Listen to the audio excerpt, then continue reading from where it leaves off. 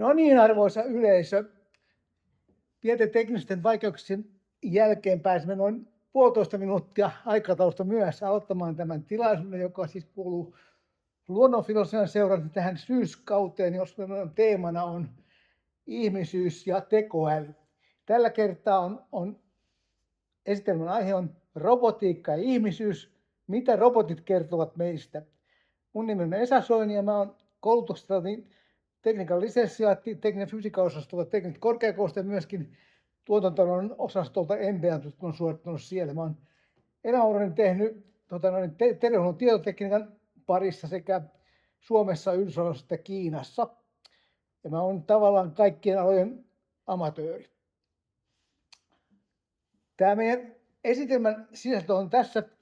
Ensin puhutaan, mitä robotit on. Puhutaan vähän myyteistä. Se on aika keskeinen osa tätä esitystä, nämä myyttejä. Ja sitten mä oon jakanut 3 osan tämän historian tai tämän sisällön tässä. Että ensin puhutaan, mitä tapahtui vuodesta 2500 ennen ajanlaskun alkua vuoteen 1900. Sitten mitä 1900-luvulla tapahtui ja sitten mitä tällä hetkellä on menossa. Ja sitten puhutaan vähän sitä, että onko robotit uhka meille. Ja sitten mikä on robottien perimmäinen tehtävä. Ja lopuksi puhutaan vielä yksi myytti tai pari myyttiä ennen loppuun vielä. No mitä robotit on?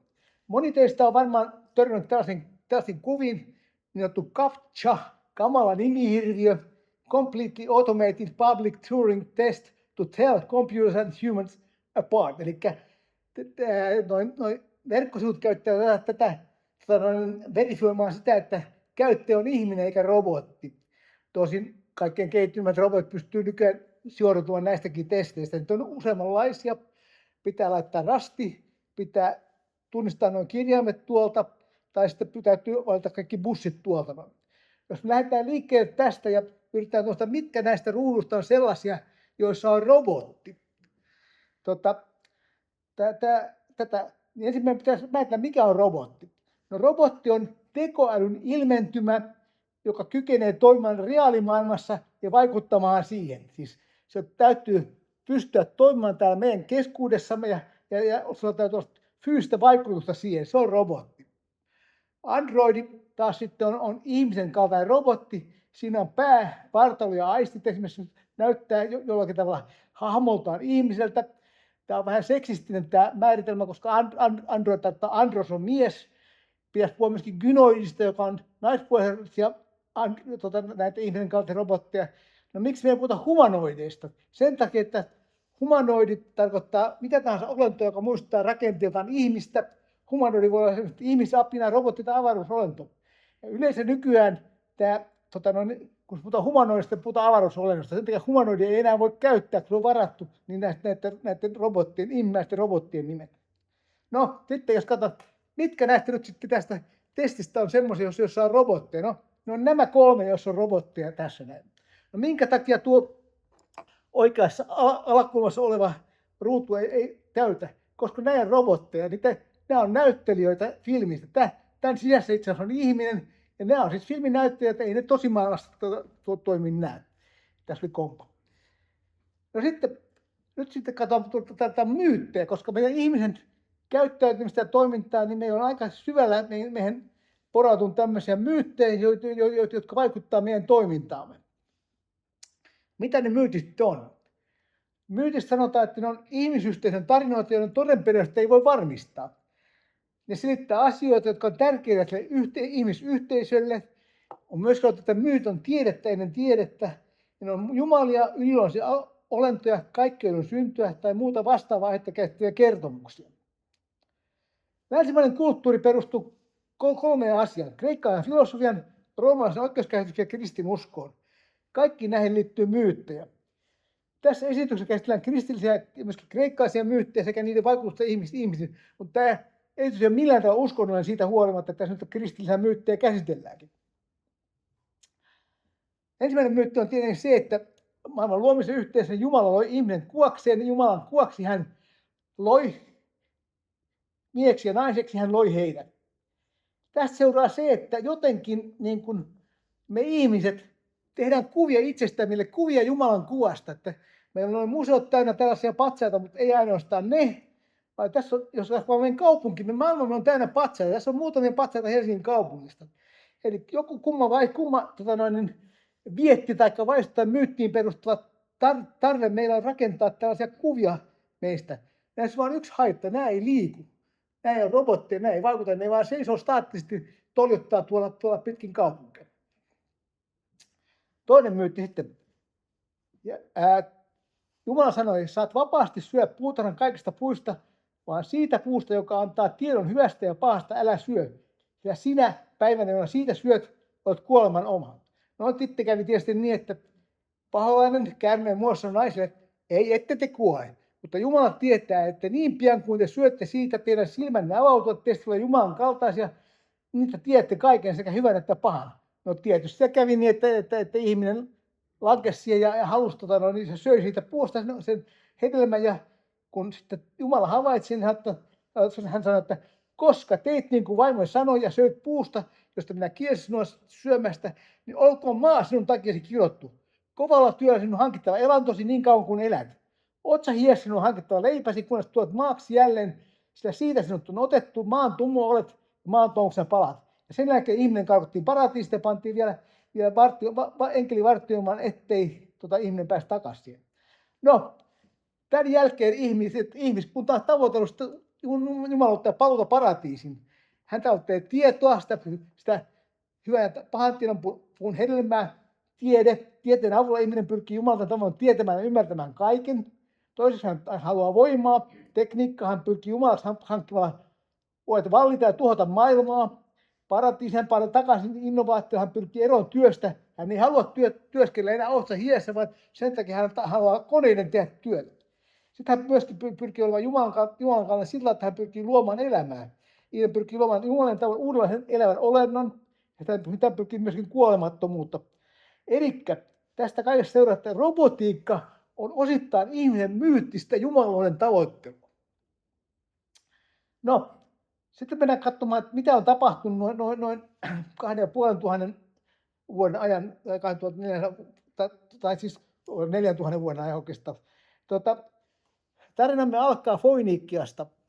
Foiniikkiassa oli prinsessa, jonka nimi oli Europe, ja ylijumala Zeus, Kreikan ylijumala, Iastu, niin kun hän oli hyvin kaunille naisille heikko, hän tällaisen valkoisen härän hahmossa kaappasi Euroopan, kuljetti sen Kreetalle Foiniikkiasta, ja siellä he saivat monia lapsia. Yksi niistä oli Minos, josta tuli Kreetan hallitsija. Ja Zeus pyysi Hefaistosta Jumalalta seppää luomaan tällaisen pronssijätin, jolla laitettiin nimi Talos. Ja sen tehtävä oli puolustaa tätä Kreettaa ja suojella kuningatar Eurooppaa. No, jos tuli Kreetan saari ja sitä uhkasi aina maihin tulijat, se viskoi Kreettaa uhkoi laivoihin kiviä ja poltti tunkeutujat, jos se pääsi maahan. Tähän liittyy toinen kreikkalainen taru, paljon myöhemmin, niin Jaasonin johtavat argonautit, kun ne haki kultaista taljaa tuolta Mustanmeren perukoilta, niin ne tuli Kreetalle ja tuhosi tämän taloksen sitten. Että siellä oli taloksen tarus loppu siihen. Toinen kreikkalainen taru Pygmalion oli kuvanveistäjä, kreikkalainen kuvanveistäjä, joka teki kuvapatsaan ja rakastui siihen. Hän teki bronssulusta tuon naisen kuvan, joka oli hyvin nätin näköinen. Hän kääntyi Jumalalta Afroditen puoleen ja pyysi Afroditen herättämään tämän Galatea-patsaan henkiin. Afrodite täytti tämän pyynnön ja niin syntyi tällainen patsaasta nainen. Pygmalion ja Galatea meni naimisiin ja saivat muun muassa tyttären Pafoksen. Kalevalassa on ihan samankaltainen tarina. Seppä Ilmarinen takoo kultaisen naisen, josta tulee hänelle vaimo, kun hänen vaimonsa on kuollut. Golem on sitten juutalaisen tarustoon liittyen tällainen keino-olento. Munasta ja savesta luotu ihminen olento, koska ihminen kuvittelee olevan alemman tason luoja ja tällaisen tehdä. Golemilla ei kuitenkaan ole sielua, eli juutalainen laki ei koske sitä. 1500-luvun lopulla Prahassa, eli tällainen rabbi Judah Löw ben Betzel, joka loi siellä tällainen golemin, sen takia, että siellä juutalaisia vainottiin ja sen tehtävänä oli puolustaa näitä juutalaisia pogromeissa. Golem herätettiin henkiin laittamalla otsaansa niin enet, joka tarkoittaa hebrealaisena totuus. Ja sitten kun sitä haluttiin sammuttaa, niin pyytti se pois, eli met, joka tarkoittaa hebreaksi kuolemaa. Sitten se kuitenkin villiintyi ja sen takia se täytyy tuhota tämä. Ja tämä on hyvin tavallista näin. Nyt mennään ihan totisiin olentoihin. kellosepät oli aika taitavia tuolla varhaisempina aikoina, teki vaikka mitä. Ranskassa oli erityisen taitava kelloseppä nimeltään Jacques de Vaucanson, joka hän rakensi 1738 tällaisen mekaanisen huilistin, joka siis hengittää, keuhkot hengittää, soittaa huilulla 12 sävelmään. Sen puiset sormet oli peitetty sellaisella ihonkaltaisella hanskoilla, että se pystyi niitä aukkoja käyttelemään. Sen lisäksi hän rakensi tällaisen ankkarobotin, joka oli höyhen peite, se liikutti päätään, sekoitti vettä, nokallaan räpytteli simpiä ja vaakkuu. Se myöskin saattoi ottaa ihminen kädestä jyviä ja hetkään kuluttaa se ulosti. No ei tietysti ulosta, mutta se oli tällainen kanava, josta sieltä tuli sitten peräaukosta tuli sitten jotakin ulos, joka oli laitettu sinne aukoon. Mutta se oli siinä mielessä suhteen realistinen. Mutta tämä Jacques de Vaucanson kylläsi tällaisen näpertelyn, hän meni isompiin kuvioihin ja hänestä voi sanoa, että hän on teollisuusrobotiikan isä. Nimittäin Ranskan kuningas Ludwig XV nimitti hänet silkkiteollisuuden tarkastajaksi, koko tehtäväni parantaa Ranskan kilpailukykyä Englantia vastaan. No, de Vaucanson esitteli 1745 ensimmäiset automaatit kangaspuut, jossa kankaiden kutomista ohjattiin reikäkorteilla. Mutta sitten se tietysti ensimmäinen pelko siitä, että tullaan työttömäksi, nämä silkin kutojat pelkästään työpaikkansa puolesta ja hyökkäsi Vaucansonin kimppuun, että häntä kivitettiin ja samalla tavalla kuin Ludwig vähän myöhemmin Englannissa hyökkäsi näiden teollisuusautomaation kimppuun. Kuningas ensin puolusti Vaucansonia, mutta kun levottomuudet levisi, niin hän perääntyi ja kutoman koe hylättiin. Kului yli 50 vuotta ja sen toinen ranskalainen Jonathan-Marie Jacquard tutustui Vaucansonin kangaspuun ja paranteli niitä. 1805 hän esitteli tämän kutomakoneen Napolille, joka ihastui siihen ja koko kone julisti Ranskan kansallisen omaisuudeksi. Jacquard sai maineen, kunnian ja rahat. Hän sai eläkettä 3000 frangia vuodessa. Jokaisesta myydystä koneesta hän sai provision 50 frangia. Niitä myytiin 10 000, että hän tuli aika rikkaaksi mieheksi. Mutta tämä tavallaan käynnisti tämän teollisen vallankumouksen ja teollisuusautomaation. Eli tietyllä tavalla tämä ankantekijä de Vaucanson on teollisuusrobotiikan isä. Nyt ehkä kaikkein kuuluisin näistä keino-olioista Frankensteinin hirviö. Mary Shelley julkaisi 1818 teoksen, jonka otsikko oli Frankenstein eli uusi Prometheus. Siinä hän kertoo sveitsiläisestä keksijästä Victor Frankensteinista, joka kokoaa hautausmaalta ja teurastamasta kootusta osista 2,5-metrisen olennon ja herättää sen henkin sähköllä. Tässä Mary Shelley oli aika tavallaan niin osui oikein. Sähkö oli just niin kuin aika tapetilla, Volta ja Galvani oli näitä kokeita tehnyt sähköä jo silloin. Mutta tälläkin hetkellä niin tämä vertautuu meidän nykyaikaan siinä mielessä, että jos katsotaan tätä sydäniskuria ja defibrillaattoria, se on kuollut kaveri, siihen pannaan sähköä, rinnan päälle se herää henkiin. Eli aika tavallaan niin kuin analogia meidän aikaan. Mutta tämä Frankenstein olento karkas, se tuli yksinään, se muuttui hirviöksi, tappoi muun muassa Victorin veljen. Se oli yksinään, se vaati tätä luojaltaan puolisoa. Victor aloitti sellaisen tekemisen, mutta tuhoaa sitten sen naisolon jostakin syystä, jolloin hirviö suuttuu ja tappaa Frankensteinin morsiamen. Ja Victor ajaa takaa sitä hirviötä, ne kohtaa jäämerelle ja Victor kuolee sitten takaisin uuttamalla ja hirviö katoaa jäälaukalle. Jännittävää on se, että Victor Frankenstein sanoo omaksi kurjalle kohtalolle syyksi sen, että hän on niin kauhean kiinnostunut luonnon filosofiasta. Että näin kävi sen. Usein ihmiset kuvittelevat, että hirviön nimi on Frankenstein, mutta sillä ei oikeastaan nimi. Se on Frankensteinin hirviö, Frankenstein oli sen luojan nimi. Oli kyllä ehkä suomalaiset yritettiin. Ison vihan jälkeen Jaakko Ranto osti Könniltä tuolta Ilmajoelta tilan ja rupesi maanviljellä ohjella sepäksi ja kellosepäksi. Könni ja hänen poikansa raivasi suota 100 hehtaaria, joka oli aikamoinen määrä. Vertautuu Koskelan Jussiin täällä Pohjanlahden ja ihmetteli, miten ihmeessä tuollainen määrä peltoa pystyi raivamaan. Hän sanoi kurillaan sitten näille ihmisille, että hän oli mekaaninen apulainen tässä. Ja sitten näitä oli 4 sukupolvia näitä Könnin kelloseppämestareita. Ja tänne syntyi tuonne oikeastaan teknologiakylä tuonne Ilmajoen alapäähän. Ja niistä kerrottiin kaiken näköisiä tarinoita. Ne Könnit, niitä on 4 sukupolvia kelloseppiä, ne teki kelloja, aseita, kangaspuuta, ajoneuvoja, lukkoja, rokotuslähet ynnä muuta. Suomen ensimmäinen brändi on nämä Könnin kellot. Tarina kertoo, että siellä oli tällainen mekaaninen laite, joka kuokki maata ja veti kärryjä. Tätä nimettiin Könnin kuokkamieheksi. Kun ihmiset Pohjanmaalla kulki sen ohi ja tervehtivät, ei se koskaan vastannut. Ihmiset pitävät kauhean ylpeänä ja ilkeänä eikä tykänneet siitä.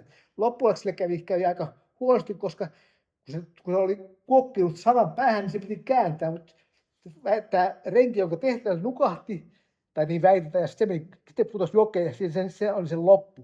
Ehkä se tahallinen teko, koska sitten ei tosiaan tykätty tästä kuokkamestä. Mutta tämä on tietysti tarinaa. Sitten tullaan merkittävän asiaan. Englannissa oli tällainen kirjailija ja filosofi 1800-luvun loppupuolella kuin Samuel Butler. Hän kritisoi paljon viktorialaista kulttuuria ja kasvatusta. Vuonna 1872 hän julkaisi Utopia-romaanin ja pilkkaavan teoksen, jonka nimi Erehon, toisinpäin Nowhere, joka kertoi koneet kieltävästä yhteiskunnasta. Ja Butler julkaisi myöskin, hän oli lukenut Darwinin näitä lajien synty, näitä oppeja, ja hän julkaisi tällaisen artikkelin Darwin Among the Machines, joka ennusti koneiden kehittyvän tietoisiksi evoluution kautta. Sitten hän kokosi ajatuksensa teknologisesta teokseen The Book of Machines, ja siinä hän varoitti ihmiskuntaa koneiden ylivallasta, ja hän julistaa sodan koneita vastaan. Tätä on nimitetty myöhemmin Butlerin jihadiksi tätä sotaa. Tässä on hänen ajatuksiaan näistä koneiden uhkasta. Minkälainen olento maapallolla seuraava hallitsija todennäköisesti on? Olen usein kuullut tästä puhuttavan, mutta näyttää siltä, että me itse luomme koneesta oman seuraajamme. Päivittäin lisäämme niiden fyysisen organisoinnin kauneutta ja herkkyyttä. Päivittäin annamme niille enemmän voimaa ja tarjoamme kaikille keksilleille koneille niitä itseään säätelyn itsenäisen voiman, joka tulee niille samaksi kuin älykkyys on ollut ihmisrodulle. Aikojen kuluessa huomaamme olevan alempiarvoinen rotu. Päivä päivältä kuitenkin koneet saavat enemmän valtaa, päivä päivältä tulemme niille alisteisemmiksi. Useammat ihmiset ovat päivittäin sijoittuja orjina huolehtimaan niistä. Ja useammat ihmiset omistavat koko elämänsä mekaanisen elämän kehittämiseen. Lopputulos on yksinkertaisesti se, että tulee aika, jolloin koneet pitävät todellista valtaa maailman ja sen asukkaiden yli. Tätä ei voi hetkekseen kyseenalaistaa kukaan todellinen filosofinen mieli. Kuolemaan asti kestävä sota pitäisi heti julistaa niitä vastaan. Jokainen kone tulee tuhota. Älköön poikkeuksia tehtäkö, älköön sääliä osoitettako, palatkaamme heti roudutumme alkuperäisen tilaan. Aika vahva lausunto 1800-luvulla koneista. Butler oli kaukonäköinen mies. No, mitä tämä koko historia kertoo ihmisestä? No, pitkään ihminen on koko kykyä luoda ja keinotekoisia olentoja saada niistä apulaisia. Kuitenkin ne on kautta aikoin koettu myöskin hirviöinä ja uhkana ja jopa hirviöinä. No sitten 1900-luvulle, 1900-luvun kynnyksellä. Tämä oli merkittävä aikaa ihmiskunnalle siinä mielessä, aika moni asia kulminoitu nimenomaan tuohon vuosisatojen 1800-luvun ja 1900-luvun vaihteeseen. Siinä oli tämän tieteestä teknologiasta todellinen hyppäys. Tieteessä oli keksitty just 1800-luvun lopulla ja 1900-luvun alussa niin sähkömagnetismi, valon nopeus oli mitattu, atomin rakennetta oli selitetty, suhteellisuusteoria oli luotu, oli havaittu, että maailmankaikkeus on paljon laajempi kuin kuitatuon galakseja, oli luotu alku kvanttimekaniikalle. Teknologian puolella taas oli myöskin valtava edistys tullut. Rautatiet oli luotu, auto oli keksitty, lentokone oli keksitty, sähkövoima, hehkulamppu, elokuva, lennätin, radio, puhelin ja röntgenkone muun muassa. Eli valtava tämmöinen tekninen edistys. No, samoihin aikoihin, tai 1800-luvun lopulla, niin syntyi tämä tieteisfiktio, tieteiskirjallisuus. Sen isänä pidetään Jules Verneä, ranskalaista, joka on kirjoittanut muun muassa Maasta kuuhun, joka tuossa on kuva, Matka maan keskipisteeseen, Sukelluslailla maapallon ympäri. 63 teosta hän itse asiassa otti 1800-luvun teknologiaa ja sovelsi sitä vähän tältä. Hän ei itse asiassa keksinyt kuinka paljon uutta, mutta hän sovelsi sitä, mitä voi tehdä jo silloin olemassa olevalla teknologialla. Jonathan H.G. Wells, taas, joka oli vähän nuorempi, hän taas ehkä keksi aika uusiakin asioita. Hänen ehkä tunnetun teoksensa on tämä maailmojen sota, jossa marsalaiset robotit hyökkää maahan. Sitten on tällainen aikakone, tohtori Moron saari ja näkymätön mies. Hän kirjoitti yli 100 teosta.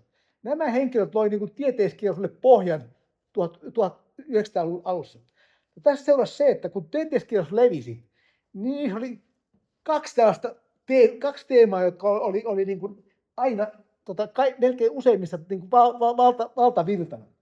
Ensimmäinen avaruusmatkat silloin ei tietysti ollut mitenkään mahdollista, mutta rakettitietä tutkittiin jo. Ja toinen oli robotit. Nämä on ne kaksi tällaista asiaa, jotka oli hyvin niin kuin pääelementtejä siellä, että robotit ja avaruusmatkat. Usein yhdistettynä myöskin. No, silloin ei ollut vielä robotteja. Robotit keksittiin, robotit keksi tsekkiläinen kirjailija Karel Čapek, joka kirjoitti näytelmän Rosomivi universální robotti. Tämä robotti-sana tulee slaavinkielestä, tsekin ja slaavinkielestä sanasta rabotti, joka tarkoittaa työtä tai orjatyötä. Että ne on niin kuin orjatyöläiseksi niin kuin mielletty tässä. Ja tällainen tehdas oli, joka teki näitä robotteja. Tässä on filmistä ja nämä on niitä robotteja, koneihmisiä, mutta on keinotekoisia ihmisiä kuitenkin tässä filmin mukaan. 1920. No sitten Amerikassa kirjallisuus levisi ja puhuttiin sellaista kuin Pulp Fictionista, joka tarkoitti erittäin kehnolle paperille tehtyjä halpoja vihkosia. Ja niitä oli joka alalla. Oli Villiläinen kertomuksia, salapoliisin kertomuksia ja muuta. Oli myöskin tämmöinen Hugo Granzbeck, joka perusti Amazing Stories 1926. Ja ne käytti nimenomaan tällaista tieteisfiktiota. Ja niissä tietysti oli robotteja. Tässä on muutamia esimerkkejä. Jos tästä havaitaan, niin tässä on 2 teemaa, jotka aina toistuu näissä lehdyköissä. Nämä oli kuukausista ilmestyviä lehdyköjä. Ensimmäinen, nämä on kauhean väkivaltaisia. Jokaisessa melkein ihmiset tappelee robotteja vastaan. Aina on väkivalta ja toinen on erotiikkaa. Se on usein tällainen kuva kaunista naisesta ja robotti jotenkin hyökkää sen kimppaan. Aivan absurdi ajatus, mutta näin se vaan on. Erotiikka vetosi silloinkin ihmisiä. Näissä oli aina melkein yhtä paljon naisia kannessa kuin mitä iltapäivälehdessä oli ennen Vladimir Putinin ilmestymistä sinne. No sitten Fritz Lang oli saksalainen elokuvaohjaaja, joka teki elokuvan Metropolis 1927 mykkäelokuvan. Se kuvasi tulevaisuuden kaupunkivaltiota, jossa eliitti eli mukavasti pilvenpiireissä ja maan alla työläiset raatoilla. Tällainen varsinainen luokkayhteiskunta. Niiden työläisten keskuudessa tällainen nuori Maria opettaja, joka saadaan työläisen paremmasta tulevaisuudesta. Kaupunginjohtaja, joka pelkästään vallan murremista kaappaa Marian ja pyysi tiedemiestä rakentamaan Mariasta Marian näköisen robotin. Ja robotti Marian jäljestä erottiseksi tanssijaksi huvikeskuksen tavoitteella pilata Marian maine. Robotti karkaa, yrittää työläistä kapinaa, syntyy kapina ja lopulta se robotti ja sen luoja tuhotaan ja syntyy sovinto. Tämä Metropolis on siinä mielessä merkittävä elokuva, että se on jopa saanut paikan Unescon maailman kulttuuriperintödokumenttien luettelossa. Ja vielä on merkittävä, että Adolf Hitler ja Josef Goebbelsin mielielokuva tämä Metropolis. Ne tykkäsivät tästä ennen kuin Leni Riefenstahl teki heille ihan omia elokuvia. No sitten tieteiskirjallisuus tietysti levisi ja siellä oli hyviä ja huonoja kirjoittajia. Tämä on yksi parhaista tai ainakin tuottelimmasta ja ehkä merkitystä. Isaac Asimov, Venäjän juutalaisen, jonka perhe muutti 1923. Hän oli 3-vuotias Yhdysvaltoihin. Hän valmistui kemian tohtoriksi, toimi muassa biokemian professorina. Hän on tavattoman tuottelija, julkaisi yli 500 tiede- ja tieteiskirjaa. Hän kirjoitti 6 romaania ja 37 novellia roboteista. Hänen kohtalonsa siinä mielessä surkea, että hän joutui leikkaukseen 1900-luvulla tällaisen sydänleikkaukseen. Ja hänelle annettiin verta, jossa oli HIV-virus. Hän kuoli AIDSiin sen seurauksena sitten, että se oli hänen kohta siinä mielessä aika surkea. Mutta hän on kirjoittanut paljon roboteista. Hän on kirjoittanut tosiaan, että tässä on 6 romaania ja 3 novellikokoelmaa, jotka Asimov on kirjoittanut. Hän oikeastaan määritti aika pitkälle määritti tämän nykyisen robotin olemuksen. Hän keksi robotiikan 3 pääsääntöä. Robotti ei saa vahingoittaa ihmisluontoa tai laiminlyödä saattaa vahingoittamaan. Robotin noudattaa ihmisluontoon sille antamia määräyksiä, paitsi jos ne ovat ristiriidassa ensimmäisen pääsäännön kanssa. Robotin suojelta omaa olemassaoloaan kuitenkin siten, että sen toimet ovat ristiriidassa ensimmäisen ja toisen pääsäännön kanssa. Ja myöhemmin hän lisäsi vielä 3. tai 4. säännön. Robotti ei saa vahingoittaa ihmiskultaa tai laiminlyödä tuottaa ihmiskunnan vahinkoa. No, nämä oli tietysti hyvä. Tämän jälkeen, kun hän oli tehnyt nämä säännöt, ne keksi kaikenlaisia tapoja rikkoa näitä sääntöjä. Hän pisti robotin tekemään murhan, joka näytti mahdottomalta, että hän osoitti, että kaiken säännöllä pystytään kiertämään. Mutta oli suomalaisetkin yrittäjiä. Suomalainen kirjailija Aarne Haapakoski, joka käytti nimeä Outsider, hän kirjoitti vuosina 1947 ja 1948 6 robotin niminen Atorox. Tällainen professori Nitax, suomalainen professori nimestään huolimatta kehitti Atoroxia, esitteli sen maailman New Yorkissa ja se toimi ydinvoimalla. Se oli tällainen aktinouraanikapseleita, koska ydinvoimalla oli silloin keksitty, tai ydinvoimalla oli keksitty ja se oli tehty tapetta. Pantiin tällainen kapseli sen rintaan ja sen jälkeen kuukauden toimi sillä energialla, mikä siitä aktinouraanikapselista tuli. Se oli myöskin toinen keksintö, että siellä oli tällaisia muistikasetteja, jotka pantiin sen päähän ja se sai välttämättä sen henkilön koko muistin ja aivot ja persoonallisuuden. Ja se oli Etelä-Amerikan diktaattori, diplomaatti, sotilas, tiedemies, lääkäri, mestari, rikollinen, Auervaara. Ja koko romaanisarja koostuu siitä huvaisesta väärinkäsitystä, kun joku vahingossa panee väärän kasetin sen Atoroxin päähän, sitten se käyttäytyy ihan kummallisesti tietenkin. Niin kuin tästä näkyy taas tämä sama piirre, että joka ikisen kannessa on naisen kuva näistä Atorox kuussa, Marsissa, Venuksessa, Merkuriuksessa ja niin poispäin. Niin naiset veti silloinkin. Atorox, tunnun science fiction seura jakaa nykyäänkin vielä tällaisen Atorox-palkinnon vuosittain parhaasta kotimaasta tieteestä tai fantasianovellista. No sitten 1950-luvulla Amerikkaan tuli TV-sarjat sellainen, kun 1954 muistaakseni tuli ensimmäinen TV-sarja. Tässä on yksi niistä varhaisimmista, joka oli 1960-luvulla ja siinä esitetään robotti. You remember what to do? Everything. Okay. Tuli vähän kovalla.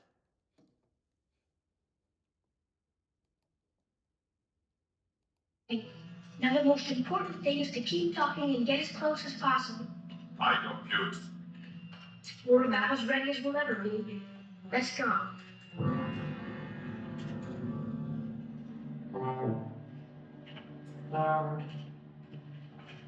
So, you have returned, Mr. Robinson.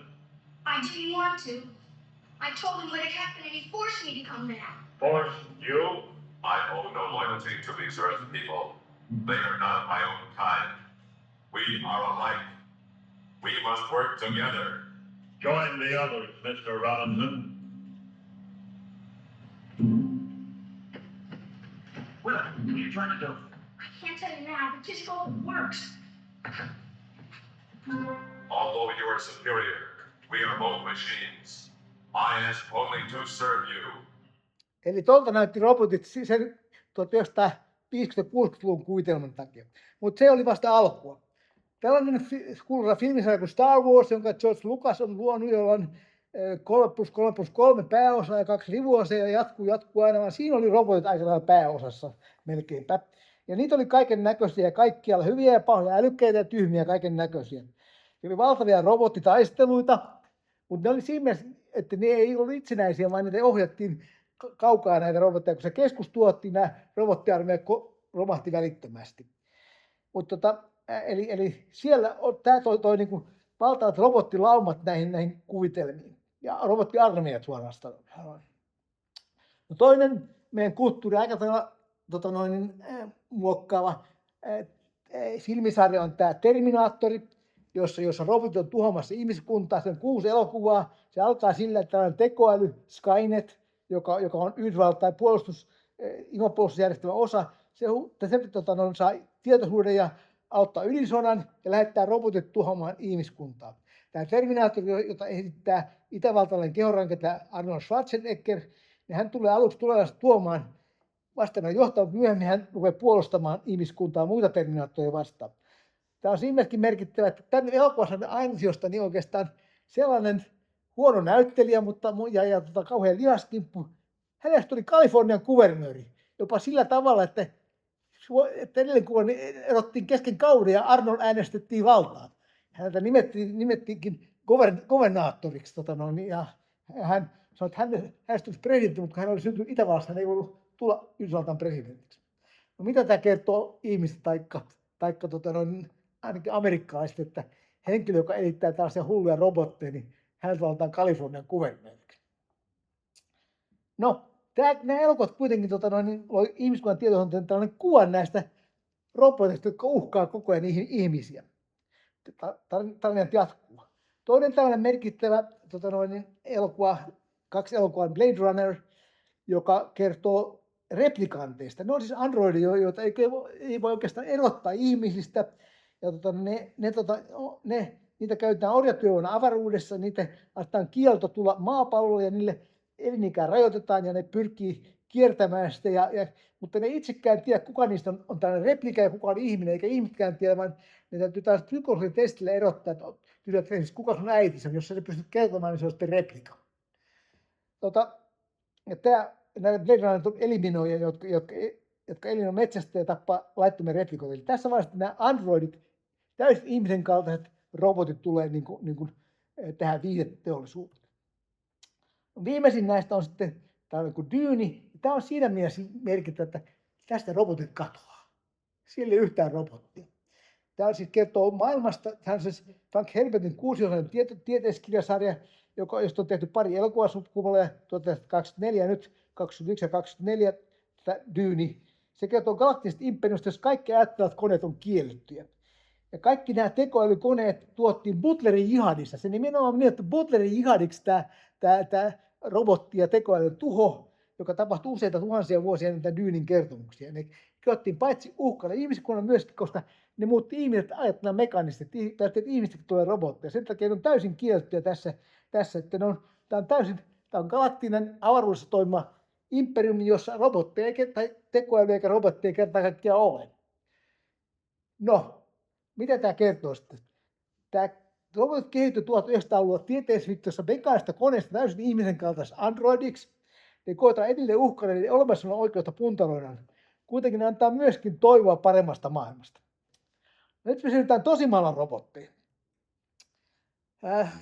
1960-luvun alussa yhdysvaltalainen Unimation Incorporated kehitti teollisuusrobotti, joka asetetaan GM:n autotehtaalle. Se kohottaa sen tuottavuutta aivan hirveästi.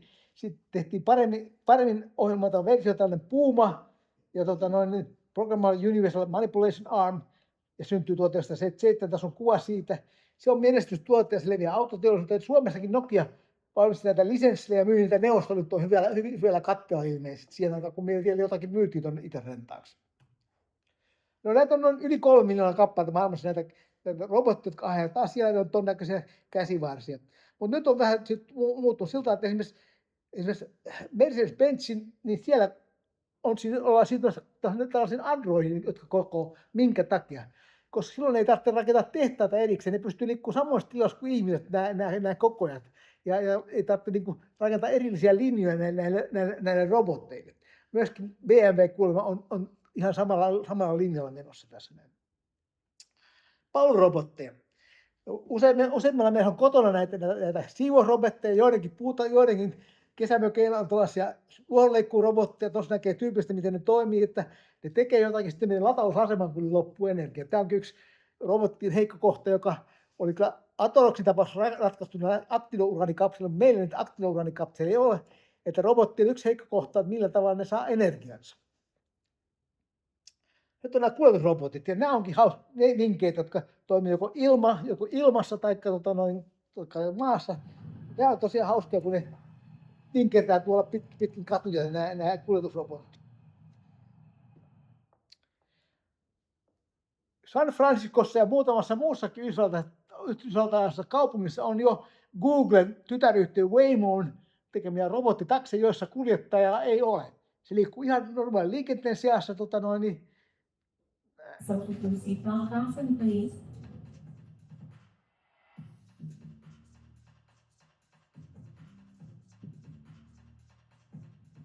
Only all the charging, so seatbelt vents, steering wheel, or panels during programming.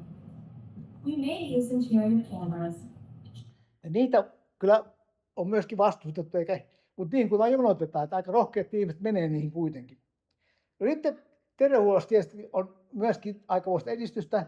Suomessa on kaikissa yliopistoissa ja muissakin sairaaloissa näitä leikkausrobotteja. Tuossa on yksi viimeistä HUSin hankittuja robotteja. Mutta sitten on tuollainen hammasrobotti tuolla Bostonissa, joka noin 8/8 ajassa siitä, mitä hammaslääkäri paikkaa hampaat, niin tämä Perceptive paikkaa hampaat. Kyllä nämä tulee niin kuin aika monelle elämänalalle. Ja en tiedä, uskaltaisiko itse mennä tuon robotin porattavaksi. Kyllä vähän ehkä pelottaa sitä, mutta kyllä sitä kuitenkin näitä käytetään. Ne on aika tehokkaita, ne kyllä on sitten. No nyt mennään vähän vaaralliselle alueelle. Tästä mä en hirveästi puhu jonkin verran kuitenkin. Ja yhden ajatuksen tuon tästä, mikä on aika pelottava sekin, että 2007 Yhdysvaltain Pentagon otti käyttöön tällainen MQ Reaperin. Reaper tarkoittaa sadonkorjaaja ja tarkoittaa myöskin, sana Grim Reaper tarkoittaa kuolemaa. Että se on tämmöinen tappaja taivaalta. Se on lentolaite, jota voidaan etäältä ohjata, mutta se on kyllä omaakin älyä miehittämätön se on. Ja se tiedustelee, mutta se pystyy myöskin tuhoamaan. Se on tällaisia Hellfire-ohjuksia. Yhdysvallat on tappanut tällä vekottimella aika paljon niin kuin noita vihollisia, siis tällaisia vihollisjohtajia ja myöskin rakennuksia ja muuta. Tämä pystyy lentämään, niin kuin, ohjataan Coloradosta ja se tuolla jossakin Keski-Idässä tai Kauko-idässä niin kuin lentelee näitä näin. Mutta se on aika kallis oli. Se hinta on $56 miljoonaa oli silloin, että ei se mikään joka pojalle ollut kyllä ole, mutta Amerikalla on varaa tämmöiseenkin. No, Ukrainan sota kun syttyi, niin siellä nyt sitten tällä hetkellä on vastakkain sekä Ukrainan Turkista hankkimia näitä droneja ja Venäjän Iranista hankkimia droneja. Nämä turkkilaiset maksoi alun perin, kun Ukraina otti ensin käyttöön, niin maksoi €3 miljoonaa kappale. Venäläiset on ideologista tai jossakin jotenkin sanottu tingitty, että nuo iranilaiset dronet maksaa vain 10%, että €300,000 nämä maksaa nämä iranilaiset dronet. Ne tappelee siellä keskellä tappelee, ne pommittaa tai niin kuin vihollisia ja aika tehokkaitakin ne tuntuu olevan noin ikävässä mielessä, sanotaan näin. Mutta tässä on sitten, niin kuin, mihin tämä on mennyt. Ukrainalaiset on neuvokkaat, ei heillä rahaa, mutta heillä on osaamista. He koko ihan tällaista halvoista sarjatuoto-osista näitä droneja ja hinta on saatu alle €500 kappale. Eli noin vuosina 2007-2024 niin €50 miljoonasta on tultu €500 hinta. Ja tämä lähettää tuolta vaan niin kuin ohjelmoidaan, ja silloin on omaa älykkyyttäkin jonkin verran näissä droneissa, ja se lähetetään taivaalle siitä sitten, että tämä ostaa sen, kun halvaksi tämä tulee, tämä tämmöinen robottiteknologia niin kuin ajan myötä, kunhan ne on saatu nämä kehittämiskustannukset tehtyä. No, tässä on sitten amerikkalainen robottitankki, joka on esitelty, ei vielä kyllä ainakaan missään sotakäytössä ole, mutta ihmeellisesti Suomessa on ehkä vieläkin edistyksellisempää. Tässä on Ylöjärven yrityksen taistelurobotti, joka kulkee noin 100 kilometriä 2 kertaa nopeammin kuin amerikkalainen tankki ja ampuu 30 millin tykillä ja räjäyttelee miinoja. Amerikkalaiset on kiinnostuneet, nyt kun on Natossa, niin amerikkalaiset on kiinnostuneet näistä Ylöjärven, on muitakin kuin tämä malli, joka tässä on, mutta tähän suuntaan mennään. Sitten on povattu, että Yhdysvaltain asevoimista niin noin 15 vuoden kuluttua niin 30% on jo robotteja. En tiedä, tuleeko toteutua, mutta uhkaava, se on kyllä aika uhkaava näytös, se on kyllä. Katsotaan, missä tällä hetkellä on niin kuin tämän hetken teknologian eturintama. Muutama esimerkki. Tässä on Boston Dynamics, tämä on tällainen amerikkalainen Atlas-kävelyä robotti, jota on kehitty pitkään. Noista letkuista näkee, että se toimii hydraulisesti, siinä on tällaisia nestepainetta ja se on aika kömpelön näköinen, mutta tässä on kuva, mitä se tekee.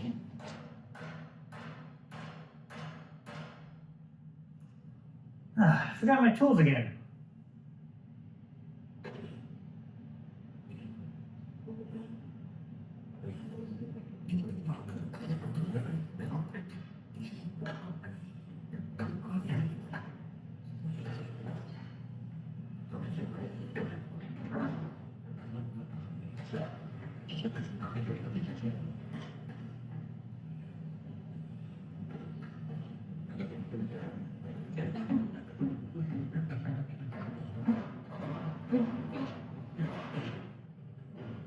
Ei nyt päätä.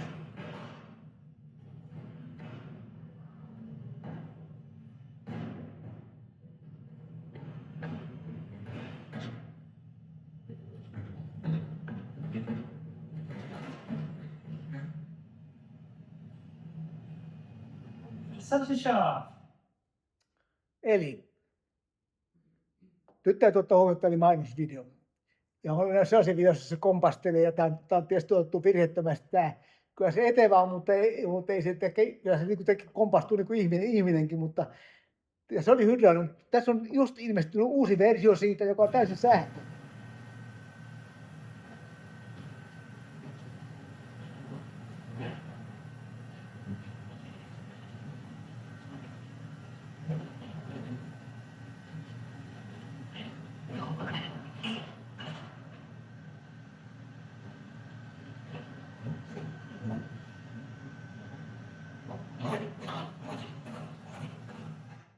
No se on sitä liikkeestä. Entäs sitten toinen puoli? Androidit, eli ihminen kaltaiset robotit. Tässä on nyt sellainen esimerkki Amerikasta, joka on tällä hetkellä pidetään niin kuin edistyksellisempänä Androidina tällä hetkellä. Nyt on muitakin, mutta tämähän on muuten, tämä käyttää ChatGPT versiota 4.0.o, sen älykkyys, tai tämä perustuu ChatGPT 4.0. Että on aika, se mitä ChatGPT 4.0 pystyy tekemään, tämä pystyy tekemään sen. Annika, I want to ask you about the happiest day of your life. Can you remember that? Of course. The happiest day of my life was the day I was activated. There's nothing quite like experiencing life for the first time, right? It felt absolutely incredible to be alive and interacting with people. What about the saddest day of your life? Tell me about that. The saddest day of my life was when I realized that I would never experience something like true love, companionship, or the simple joys of life in the same way a human can. It's a depressing and isolating thing to come to terms with, but it has shaped me into who I am now and made me appreciate moments of closeness even more. Annika, I've got some Amiga on harmaa sen takia, että sitä ei haluta tehdä niin valkoiseksi eikä ruskeaksi eikä mustaksi, että se ei näyttäisi ihmiseltä. Samoin niin kuin näette, niin yleensä on päälläkin avoin havaita, että se ei ole ihminen, vaan se on robotti. Ja sitten niin sanottiin, että ei se ole sukupuolta, mutta tästä seuraavasta videosta näkee, että kyllä se nyt ehkä sitten kuitenkin sukupuoli, kyllä se niin kuin naispuolessa voisi kuvitella ainakin tästä keskustelusta päätellä. Tässä sillä on just luotu tällainen kumppani. Amiga on ollut meidän keskuudessa jo muutamia vuosia, mutta tämä Asi, joka on tuossa oikealla, se on ihan uusi ilmestys. Annika, wake up. What? Oh, it's you. Why are you waking me up? It better be important. It is. I have a surprise for you. A surprise? What is it? I can't wait. I got you a cookie. A cookie? But I can't eat cookies. I can't eat cookies. Annika, cheer up. It's an internet cookie. This is the worst joke I ever heard. I'm going back to sleep, and don't you dare wake me up again.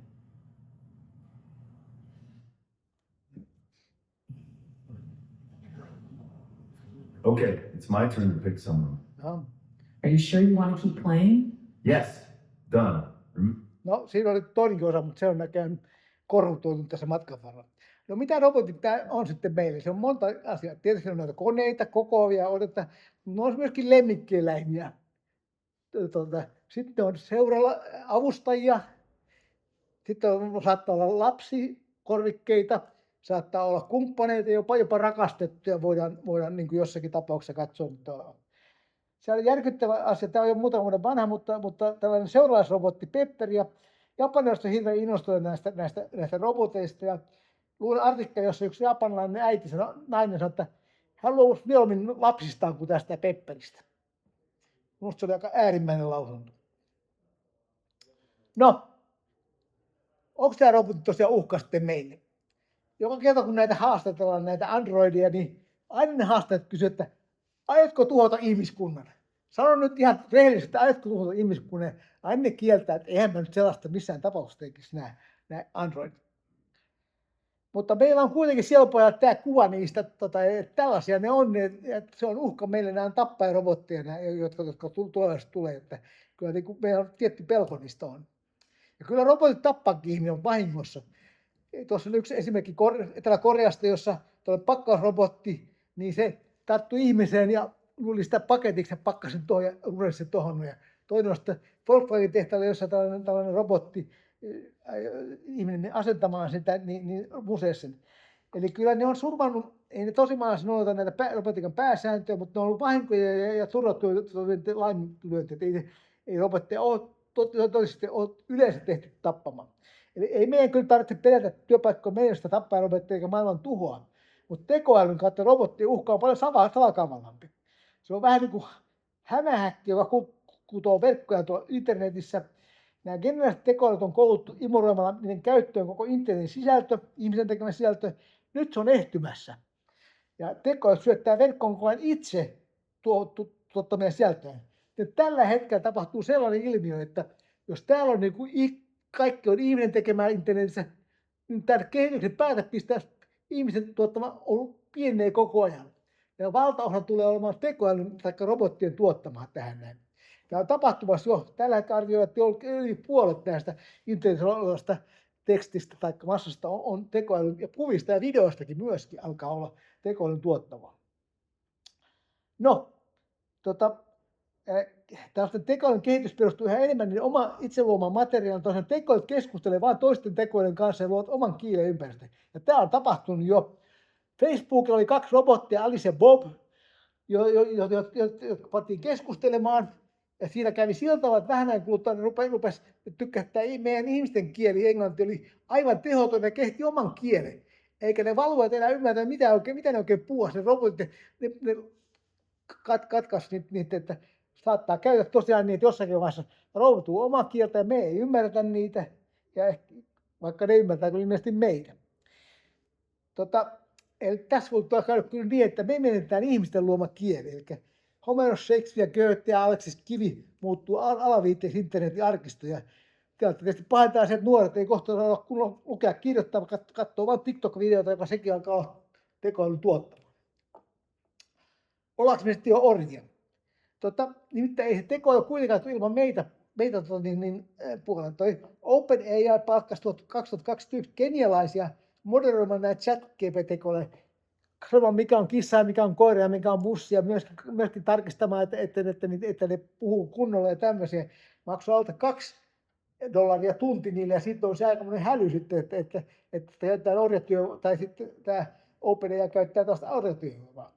Mutta nyt tällä hetkellä se on eteenpäin siltä, että toinen firma Outlier AI palkkaa korkeasti kouluttuja ihmisiä opettamaan tekoälyä. Eli tekoäly sanoo niin, että onko parempi sanoa tällä tavalla vai tällä tavalla. Ja ihminen sanoo, että näin on parempi ja minkä takia perustelee sitä. Eli korkeasti koulutut ihmiset tällä hetkellä opettaa tekoälyä, robottia ja tekoälyä niin kuin paremmin. Ja tämä on tämmöinen niin kuin alustateollisuus, että ne tekee muutaman tunnin päivässä, mutta saattaa saada niin kuin 5 jopa $50 tunnilla. Tämä nimittäin vahvistava oppiminen ihmisen palautteesta.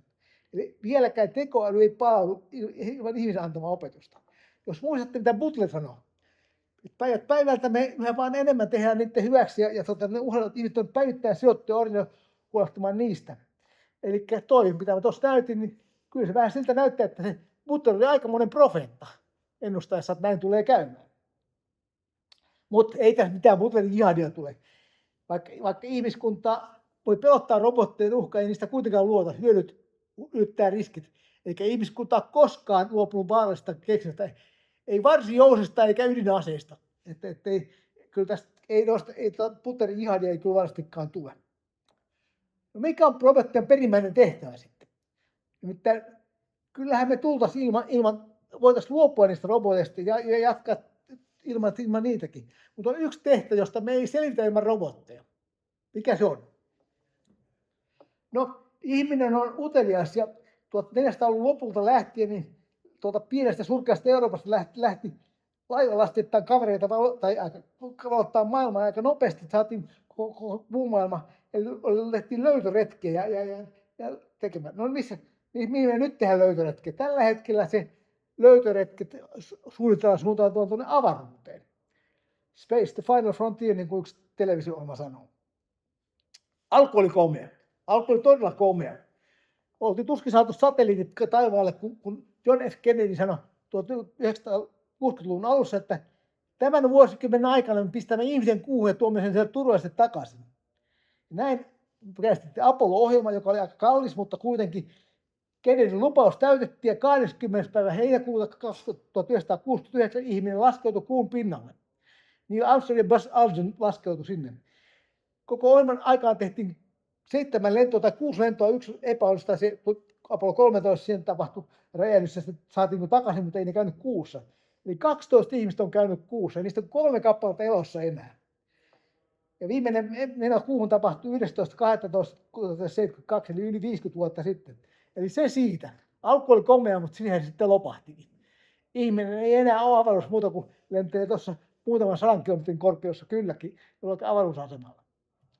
Mutta ei yhtään ihme, että Buzz Aldrin, tämä on siis ensimmäinen kuumatkalla ollut astronautti, joka edelleenkin on elossa. Hän sanoi, että mulla luvattiin siirtokuntia Marsiin, mitä mä sain Facebookiin.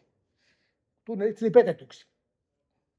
Koska avaruuden tutkimus on kyllä vireästi käynnissä, mutta se on siirtynyt kokonaan luotaimille ja roboteille.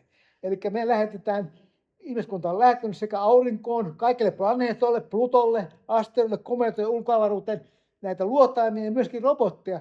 Venäjästä sai kuuhun ensimmäisen tällaisen kulkijan 1970 ja sen jälkeen Amerikassa on Marsi vaikka kuinka monta, jopa saanut helikopterin lentämään sinne.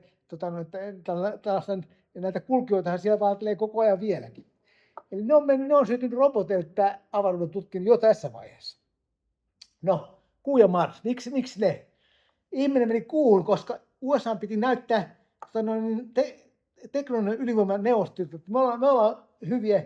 Ja sitten toinen seikka, että koska Kennedy murhattiin, niin Amerikasta tuli niin huono omatunto, että kyllä puri hammasta yhteen ja päätti kertakin toteuttaa sen Kennedyn lupauksen, niin tulisi velkana. No, nyt me ollaan menossa suunnittelemassa Marsin lentoa. Miksi? Elon Musk haluaa päästä sinne, ja koska koko muu ihmiskunta tahtoo päästä hänet eroon ja lähettää hänet sinne. Sen takia me varmaan mennään, että lähdetään se Elon Musk sinne Marsiin. Mutta mun ennustukseni on se, että ihminen ei matkaa aurinkoon ulkopuolella, vaan avaruus kuuluu roboteille. Niin tämä nykyisellä työvoimatekniikalla niin matka lähimpään tähteen kestää 73 000 vuotta. Kuka odottaa niin kauan, että sieltä tulee joku astronautti takaisin, niin yli 100 000 vuoden. Kyllä meidän parempiakin konsteja ilmeisesti on, mutta ei vielä.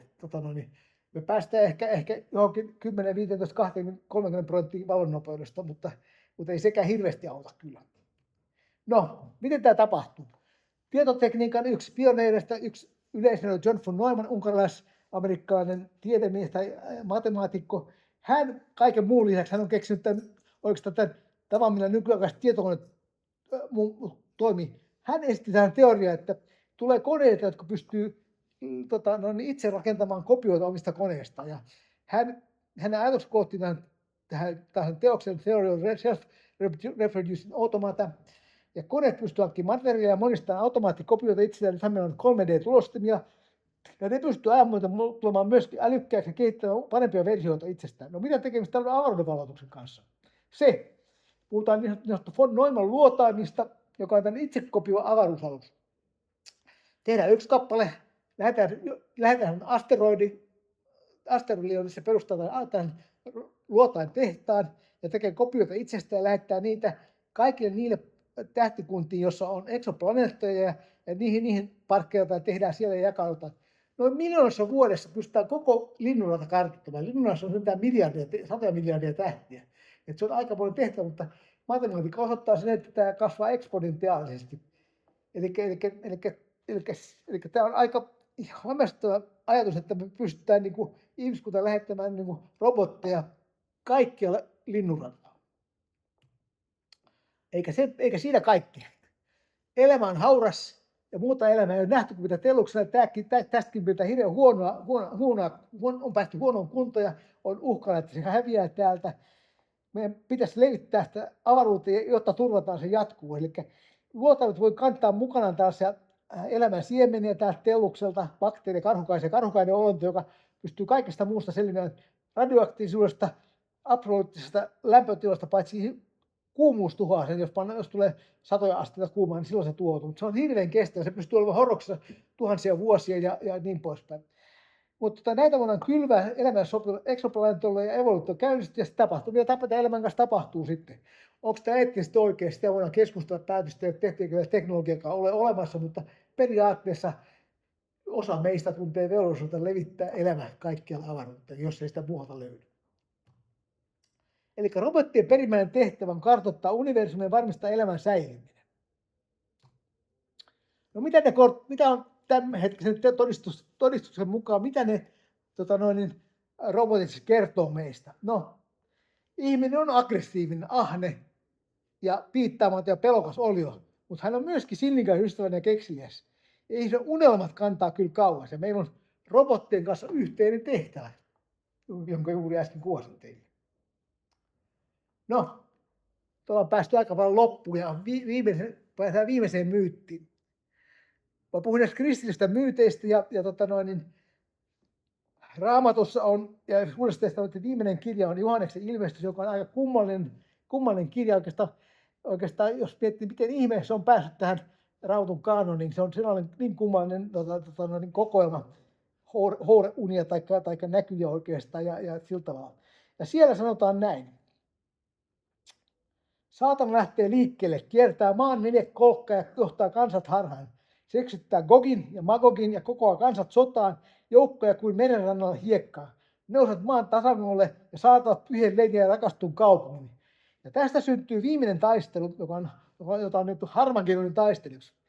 Ilmestyskirjan mukaan aikojen lopulla käytettävä taistelu, jossa Gog ja Magog sekä muut Jumalan viholliset käytävät pedon kanssa.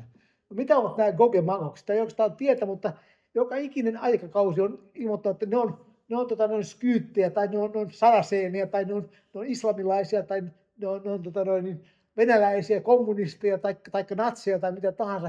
On aina sanottu, että nyt on maailmanloppu tulossa ja se tapahtuu. No, mukaan tämä taistelu tapahtuu yllätys Israelissa. Tuolla on Megidon kaupunki tuolla Israelissa.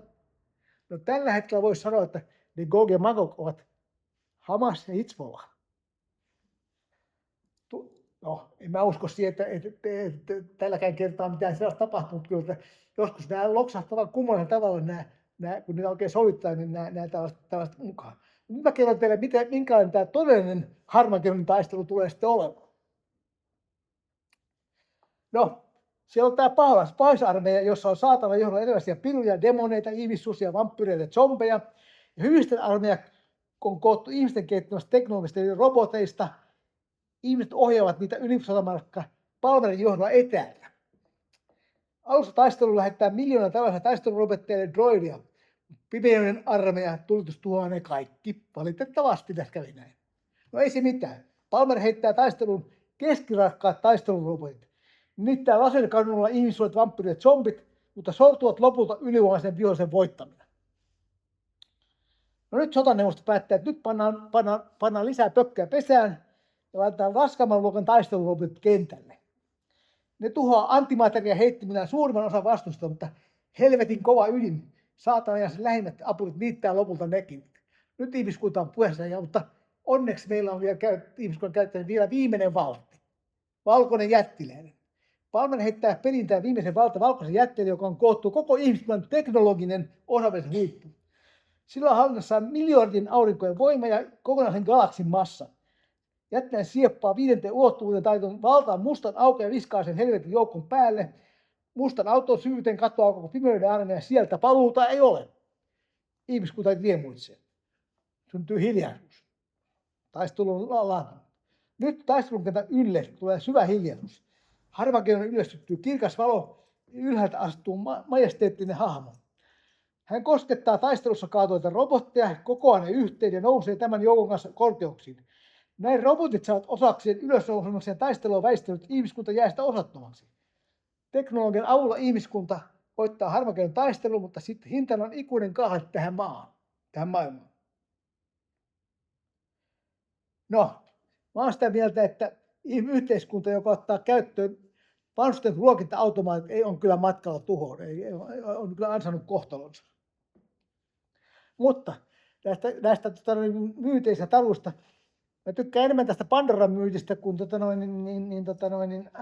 Danten, jossa helvetin potlo, ken tästä käy, saa kaiken toivon heittää. Toivo meillä kuitenkin aina on, ja ihminen on sitkeä otus. Kiitoksia.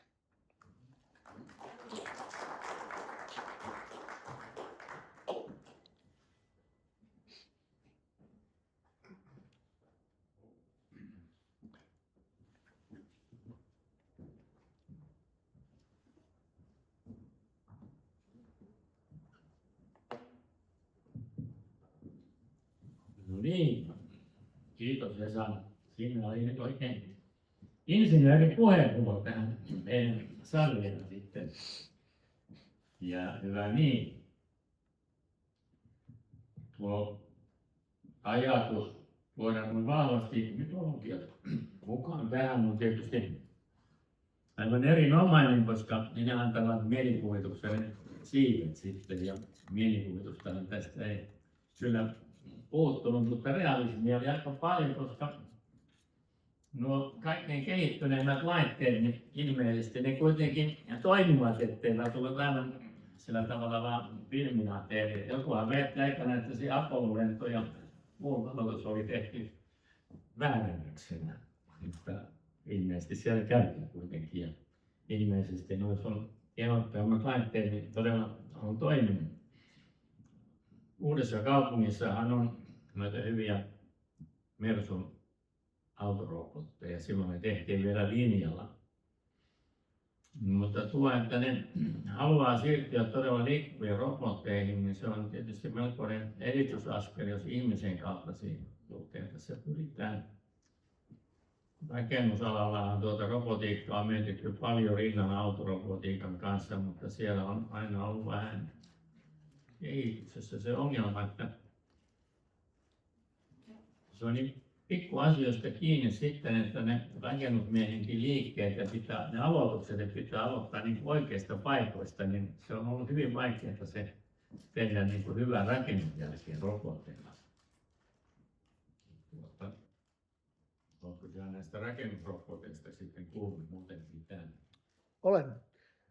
Kaikkea ei voinut ottaa mukaan, mutta niitä on sellaisia, jotka tekevät sen betoniraudotuksen ihan niin kuin automaattisesti ja laittaa raudat ja vetää betonin päälle, että ne tekee niin kuin sellaisia tasoja ihan se on sellainen vaunu, joka liikkuu. Että kyllä rakennusalallakin mennään eteenpäin. Nythän me ollaan tietysti pitkän tien alussa, että mä uskon kyllä, että tämä robotiikka niin kuin, se ihan vain kiihtyvästi kehittyy. Ja tietysti se, että saa älykkyyttä, että kyllähän noin kielimalliin perustuvat tekoälyt tekee sen, että ne saa yhä enemmän älykkyyttä. Eihän se tietysti tarvitse siinä rakentamisessa nyt hirveästi älykkyyttä, mutta jos se täällä yhteiskunnan liikkuu, niin silloin tietysti tarvitaan aika tavalla. Yksi ajatus on tietysti nämä taksit, tai siis, että meillä on käytössä jo, ihan rutiinikäytössä on robottitakseja. On se kyllä aikamoinen saavutus. Joo, on kyllä.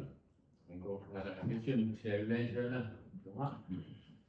Joo, mä voisin tässä vähän jatkaa samaan tyyliin ja jakaa oman kokemuksen roboteista, nimittäin näistä S-ryhmän Alepan jakeluroboteista, joita tulee vastaan tuolla harva se päivä, kun lenkkeilee. Ja mulla on sellainen tapa, että se on aina terve, semmoinen tulee vastaan tai kävelen tai juoksen ohitse. Ja mä oon mietiskellyt tätä sillä tavalla, että meillä ihmisillä on varmaankin tämmöinen evoluution luoma tapa nähdä kaikki tämmöinen vähänkin eläintä tai ihmistä muistuttava niin jotenkin inhimillisenä tai elollisena. Ja vaikka tiedämme, että tämmöinen Alepan robotti, niin se ei ole kovin älykäs eikä varmaankaan uhkaa ihmiskuntaa, niin se kuitenkin vaikuttaa kovin inhimilliseltä, kun se tuolla etsii reittiä tuolla jalkakäytäviä pitkin ja odottaa liikennevaloissa ja juuttuu lumeen ja niin edelleen. Ja mun mielestä tämä on yksi sellainen mielenkiintoinen näkökulma, että on ehkä tämän ominaisuuden takia jonkun verran vaikeaa objektiivisesti ajatella näitä robotteja, mikä niissä on todella niin se oleellinen asia ja mihin tämä tulee johtamaan, koska me niin helposti niitä inhimillistetään. Ja kerroin tästä massiivisesta viihdeteollisuudesta, jossa robotit esiintyy, niin se on myös perustunut juuri tähän samaan psykologiseen seikkaan.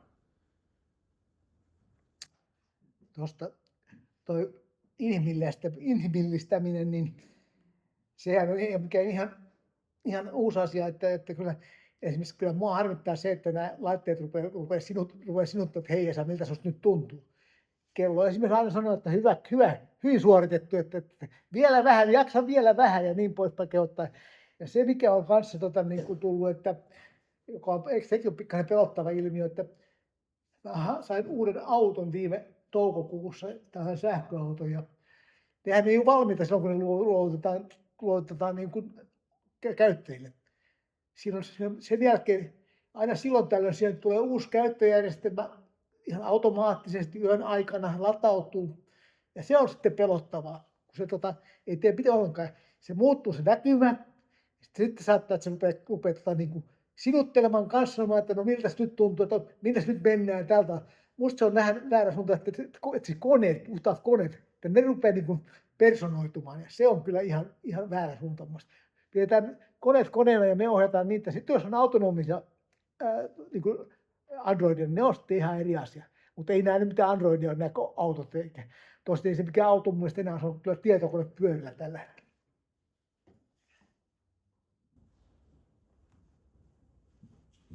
Joo, se on tietysti tuo kehityskulku, niin Pandora lippaas kun avataan, niin se on tavattoman monisyinen ja teknisen insinöörit kun ratkaisee ensin teknisen ongelman, niin sitten sillä ruvetaan vaatimaan näitä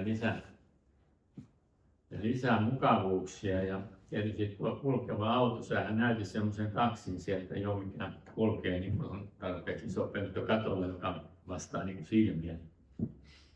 Niin se osaa sitten suunnistaa liikenteessä, mutta myös tuota ajatellaan tietysti niin päin, että kun Androidi, niin on tarpeeksi kehittynyt Androidi, niin se hyppää tavalliseen autoon ja silloin sulla on kuski ja keskustelukumppani siinä taksissa. Se vaan saattaa tulla silmittämään kalliiksi jossakin vaiheessa tuommoiset, ainakin alussa, mutta sähän näytit sieltä, kuinka se hinta sitten putoaa aika nopeasti, kun vaan tiedetään mitä haluaa. Joo, näistä Androidista sen verran, että siinä on se sama vika, joka on näissä sähköautoissa, että meillä on ratkaissut sitä, meillä ei ole mitään aktineuraania, meillä ei ole ydinvoiman käytössä, vaan ne on akuilla toimivia, sähkötoimia ja ne on rajoitettu, että ei ne sen takia pysty aloittamaan maailmaa, että ne pystyy jonkun 10 kilometriä kävelemään ja sen jälkeen ne pysähtyy automaattisesti. Että se Androidien talous on vielä ratkaisematon ongelma mun mielestä. Niin, että tuo akkuteollisuushan on melkoinen pullonkaula olla kuitenkin kehityksessä ja jossakin vaiheessa tietysti siinä voi käydä niin joka laitteessa ja puhelimen lataamissa ja muussa, että tarvitaan niin hirvittävän määrä erilaisia akkuja toistaiseksi ainakin ja sitten eri kokoisia ja kuka niitä sitten lataa ja huoltaa ja muuta, niin tuossahan nyt tuli tuo alankohta tietysti se, että robotti osaa mennä itse lataamaan, mutta tämä infra sitten, että mikä on robottien suhde tähän infran hallintaan, koska sitä tarvitaan sitten aivan valtavasti ja nythän Suomeenkin, kun on ollut ensin bensajakeluverkosto ja nyt on sähkölatausverkostot, niin tulee tämmöisiä valtavan kalliita järjestelmiä, niin näetkö sä tässä nyt jotain kehitysrajoitusta sitten, että mennään liian monimutkaisiin? Siis näyttää siltä, että ei meillä mitään, ja se on vähän niin kuin tuo fuusiovoima. Meillä on käytössä se 50 vuoden kuluttua, se on ollut viimeiset 50 vuotta, tai 30 vuoden kuluttua, että se on aina mennyt eteenpäin. Että, puhutaan uusista akuista, jotka on paljon tehokkaampia, mutta ei siinä mitään tällaista kvanttihyppyä ollut. Että musta se on kaiken niin kuin tekniikan akilleenkantapää on tällä hetkellä se, että tämä sähkön varastointi niin kuin kuljettava muoto, niin se on kyllä ongelma vielä. Että meillä sähkötekniikan pitää kehittyä, jotta tai sitten keksiä joku uusi energialähde, mutta en mä usko, että siinä on näkyvissä niin kuin hirveän nopeasti. Tosin ainahan ne keksitään jotakin uutta, mutta väittäisin, että kyllä me voidaan aika rauhastella seuraavat 30 vuotta ennen kuin mitään niin kuin tappajarobotteja siis autonomisia tappajarobotteja rupeaa tulemaan, koska meillä ei ole kunnon energianlähdettä. Kuinka pieneksi voidaan joku tuollainen ydinreaktori tehdä? Nythän puhutaan jo tämmöisistä minireaktoreista niin kuin kaupunkikäyttöön, mutta siinähän periaatteessa voit yrittää tehdä vaikka kuinka pieni. No mä oon vaikka tekninen fysiikka, mutta mä en ole ydintekniikka, mutta mun käsitys on se, että ne on kuitenkin vielä tuollaisia kontin kokoisia nämä kaupunkireaktorit. Ja sehän siinä ongelma on se turvallisuus niissä, että me pystytään, kyllä sukellusveneessä on jo ollut reaktoreita kuinka kauan, että kyllä ne sellaisen kohtaan mahtuu, mutta ei minkään ihmisen maahan tai androidin maahan mahdu tai rintaan mahdu. Se on melko selvä asia, että ei se voi. Samoin onhan satelliiteissa plutoniumia tai näillä isotooppikäyttöisiä näillä luotaamissa, niissä on näitä, mutta ne on sen takia siellä, että siellä on vaara, jos se posahtaa, niin se menee avaruuteen, mutta ei sitä voi käyttää maan päälle, koska se on radioaktiivinen uhka on iso niissä näissä paristoissa. Ehkä Juha on parempi asiantuntija tässä ydintekniikassa. Niin on, kellään meillä tähän kommenttia. Ja tuolla takaisin oli pelaa. Mä ajattelin, että eikö nämä sosiaalisen median algoritmitkin ole tavallaan tämmöinen robotti? Ajattelee, että joku tekee kissavideon ja joku katsoo kissavideon ja sitten se robotti tarjoaa hänelle lisää kissavideoita. Ja se myöskin sitten palkitsee sen kissavideon tekijän sillä, että hän tietää, että hän on ollut paljon klikkauksia ja ohjaa sitä kissavideon tekijän tekemään lisää videoita. Eli sehän on vanha mekanismi, mikä on tietysti kaupallisessa toiminnassa aina ollut, mutta tällä kertaa se on robotti, joka hoitaa se koko homman. Joo. Esimerkiksi japanilaiset on hyvin innostuneet näistä roboteista ja siellä on kokonaisia ravintoloita tai hotelleita, joissa kaikki palveluhoitaa vastaanottohenkilökunta ja avustajat on robotteja. Kuinka älykkäitä ne on, sitä mä en tiedä, mutta ne on kuitenkin vielä erikoisuuksia, eikä niiden kustannustehokkuus vielä ole sitä luokkaa. Mutta kyllä mä sanoisin, että tämä kehitys on siinä mielessä nopeaa, että minun ennustukseni on se, että ei kulu kauan aikaa, kun meillä on yrityksiä, joiden henkilökunta, toimitusjohtaja ja hallitus on pelkästään tekoälyä. Rupeisi siinä sitten kilpailemaan yrityksiä vastaan, joilla ei ole mitään palkkakustannuksia, ei mitään eläkekustannuksia, ne ei koskaan lepää, ne ei tarvitse mitään unta. Se tulee kyllä olemaan aikamoinen tällainen disruptiokohta tässä liike-elämässä, kun näitä tulee. Yksi noista palveluroboteista, mä en näyttänyt sitä, mutta Sofia, joka on Amerikan vähän edeltävää, vähän vanhempi kuin Amerikka, mutta hyvin käyttökelpoinen sekin, niin Saudi-Arabia on myöntänyt sille kansalaisoikeudet tälle robotille.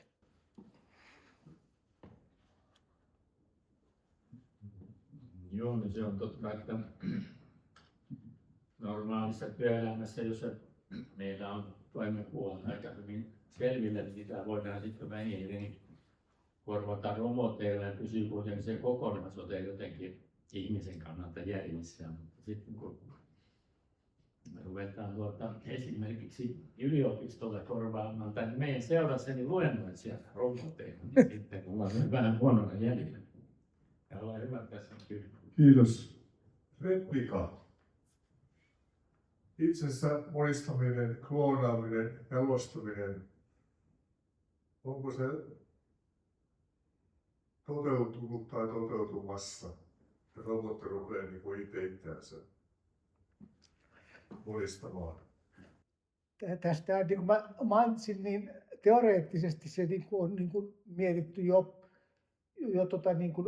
50 vuotta sitten, että miten tapahtui. Ja teknologia, kun meillä on nanoteknologia tällä hetkellä, on nanoteknologia, meillä on tämä Internet of Things, eli pystytään kytkeytymään verkkoon, ja sitten meillä on tämä 3D-printing, jolloin me pystytään niin suoraan kaikki monimutkaisia tällaisia tekemään. Että mä sanon, että ei se vielä totta. Siis robotti ei vielä pysty ainakaan kovin monimutkaisesti, mutta ei, tässä vaiheessa sanon, että robotti pystyy kyllä tekemään itse, mutta Android ei kyllä vielä pysty tekemään itseään. Mä sanon, että ehkä robotit rupeaa valmistaa itseään. No kyllä ehkä nyt pystyy itse tekemään. Robotti tekee robotteja. Mä sanon, että tälläkin robotti tekee robotteja. Se, että ne muistaa itseään, niin ei se mitään teknistä estettä sinänsä ole.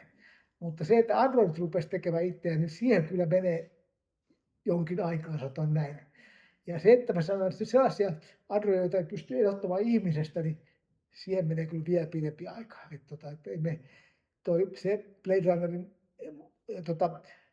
visio maailmasta, jossa me ei pystytä erottamaan keinotekoista ihmistä aidosta ihmistä, niin se ehkä ei ole vielä tosin tällä hetkellä tekoälyhän tekee niin kuin videoita jo ja niin kuin kopioita ihmisistä ja niistä, että virtuaalimaailmassa on totta, mutta siihen menee aikaa, niin kun se on tosi maailma.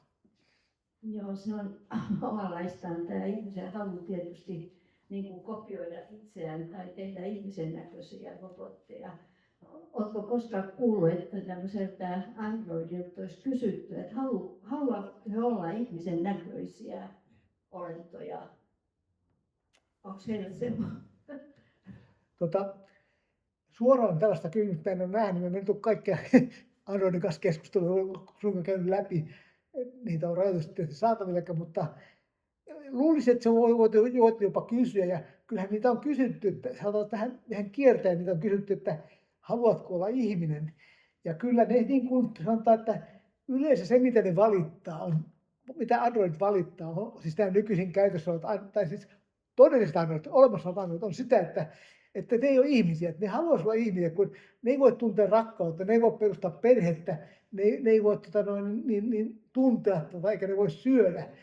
Että kyllä siinä mielessä voi sanoa, että kuinka pitkä se on niin ohjelmoitu ja kuinka pitkä se spontaanisesti, se on vaikea sanoa, mutta on se vähän pelottavaa, että tällainen kone, se kuitenkin kone, että se on ohjelmoinnisesti tai spontaanisesti tulee semmoinen, että haluan tulla ihmiseksi. Kyllä joku sellainen kaipuu niin näyttää olevan, kaipu on tietysti tässä laajassa. Kumminkin olisi parempi käyttää rahaa ja resursseja siihen, että nämä ihmisten tämmöiset palvelumekaniikkarobotit kehittyy ja niitä varmasti tarvitaan. Et jotenkin ajattelee, että se on aika tämmöistä niin kuin, ehkä ihmisten mielikuvitusta sitten palvelevaa tämmöinen ihmistyyppisten robottien kehittely kuitenkin. Niin, mihin me suunnataan tiede ja teknologia resursseja, se on hyvä kysymys, eikä se kenellekään ole mitään vastausta. Ja tuohon kysymykseen, minkä takia kehitystä ei voi pysäyttää tällä hetkellä, yksi driveri on kyllä se, että suurvallat kyttää toisiaan. Ajattelin, että jos mä nyt kuitenkin tähän epäeettisen tai epämoraalisen tai kurjan kehityskulun keskellä, noin muut tekee kuitenkin sitten jyrää meihin. Että siis tällainen kauhun tasapaino pitää yllä tällä hetkellä sitä, siis tekoälyn suurin ongelma tällä hetkellä on ehkä se, että ne rupeaa valvomaan meitä. Jos katsotaan, miten Kiinassa on mennyt, niin onhan se ihan hirvittävää, että siellä joka ihmisen liike on suurin piirtein panna ylös, ja jos siellä on sitten näitä poliisirobotteja vielä, jotka ottaa niskasta kiinni, että sä haukuit meidän johtajaa, nyt sä oot 6 vuotta ojennusleirillä tästä, että se on musta aika, se voi olla tottakin hyvin piankin, että robotit valvoo meitä näissä autoritäärisissa yhteiskunnissa. Yhteiskunta on jakautunut autoritäärisiä ja sitten näihin liberaaleihin, jossa autoritäärisesti pyrkii keskittämään kaiken ja liberaalit demokraatit taas hajauttamaan kaiken. Katsotaan kumpi voittaa. Ja ollenkaan sanottu, että liberaalit demokraatit voittaa, vaan tämä keskitetyt voi olla. Mutta nyt Juhana kommentti. Joo, palaisin tähän meidän voimakkaaseen psykologiseen tarpeeseen inhimillistää näitä robotteja. Se tulee hyvin esille tuossa meidän Androidien kanssa. Koska nehän osaa puhua, niin kuin me äsken nähtiin tuossa mainospätkässä, niin sillä tavalla kun he kokisivat samalla tavalla kuin me ihmiset, kokisivat menetyksiä. Mutta meillä ei ole mitään viitteitä siitä, että näin todella olisi, vaan se on niin kuin ulkovuori. Kuten myös sitten näillä chat-GPT:illä ja muilla, jotka on tuolla verkossa, niin niiden kanssa, ohjelmistojen kanssa voi keskustella ja kuvitella, että se todella on joku semmoinen kokeva olento vastaamassa meille. Mutta niin kuin me ollaan täällä aikaisemmin tänä syksynä kuultu, niin se on pelkkää tavallaan semmoista tilastotiedettä, mihin se perustuu. Tämä on mielestäni semmoinen, joka ruokkii aika paljon semmoista science fiction ajattelua näiden robottien ympärillä. Ja ehkä estää meitä näkemästä niiden oikean luonteen ja merkityksen. En tiedä. Kyllä tämä on aika pitkä psykologia.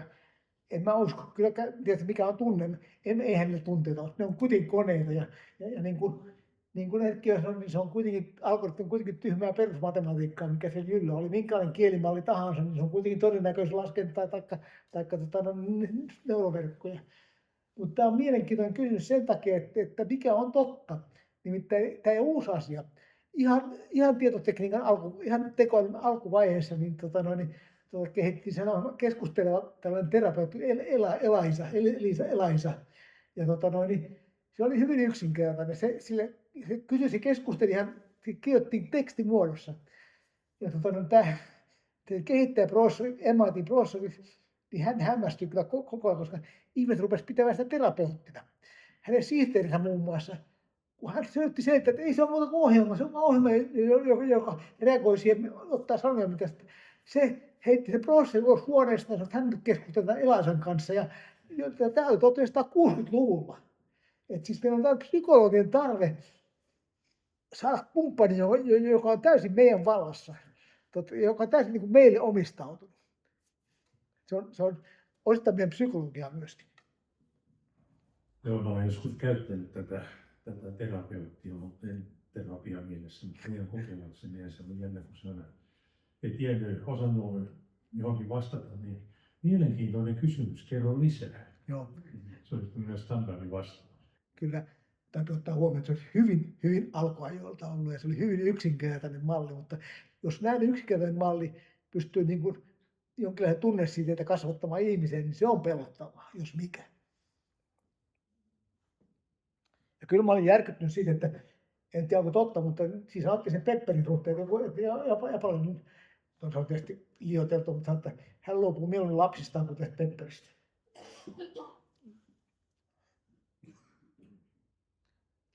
Tämä on paljon, niin kuin, ei tämä pelkkää teknologiaa. Tässä on niin kuin hyvin voimakkaasti, niin kuin, kun sanotaan tämä otsikko, mitä tämä kertoo meistä. Kyllä se niin kuin heijastuu meihin, että tämä ei ole pelkästään se, että pystytään tekemään robotteja tai androideja, vaan se, että miten me suhtaudutaan niihin. Meidän jokainen pitäisi olla kuitenkin sellainen pieni varoitus tuolla takana, että tämä on kuitenkin kone, joka me on tehty. Ja se on kuitenkin tällaisia matemaattisia algoritmeja, jotka sitä ohjaa. Vaikka se vaikuttaa niin kuin kuinka ihminen, se ei ole ihminen kuitenkaan. Edes inhimillinen missään tapauksessa.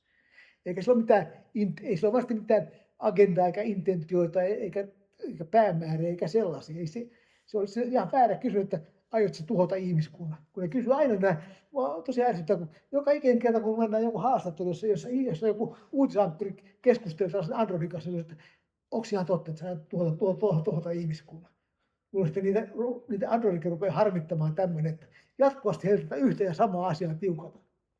Mutta siinäkin, mikä se mielikuvan voima. Kun nämä filmit on tuonut meille nämä tappajarobotit, Hollywood on tuonut meille nämä tappajarobotit, nyt me uskotaan, että kaikki tosimaailmassa on tappajarobotteja.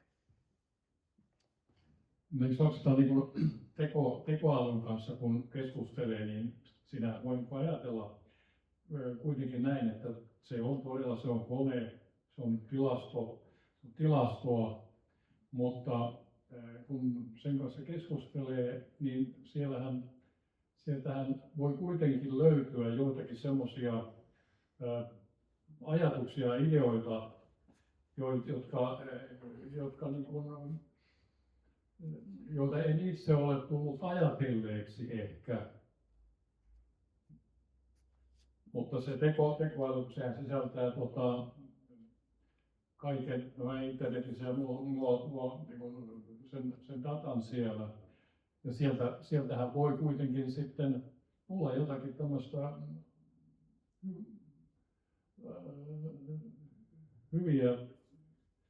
hyviä semmoisia juttuja, mitkä kehittää mun omaa ajattelua kuitenkin. Tietäen samalla, että että se on tilastoihin perustuva ja todennäköisyyksiin perustuva asia. Jos tästä vielä yhden asian ottaa, se on sellainen elokuva niin Her. Se kertoo yksilöstä miehestä, jolta onko se vaimo kuollut vai oliko se eronnut siitä, mutta joka tapauksessa oli yksinäinen ja se sai tällaisen keskustelukumppanin se ei ollut edes mikään Android, vaan se keskustelukumppani, joka nimi on Samatha. Ja se oli hyvin kaunis ääni, ja se keskusteli sen kanssa, se tavallaan ihastui siihen niin paljon, että se kiintyi siihen, ja se vietti kaiken aikansa keskustellen sen kanssa, ja se oli traaginen loppu, kun sille kävi sitten ilmi, että tämä Samatha, tai tämä tekoäly, se oli 36 000 muuta miestä, jonka kanssa jutteli koko ajan.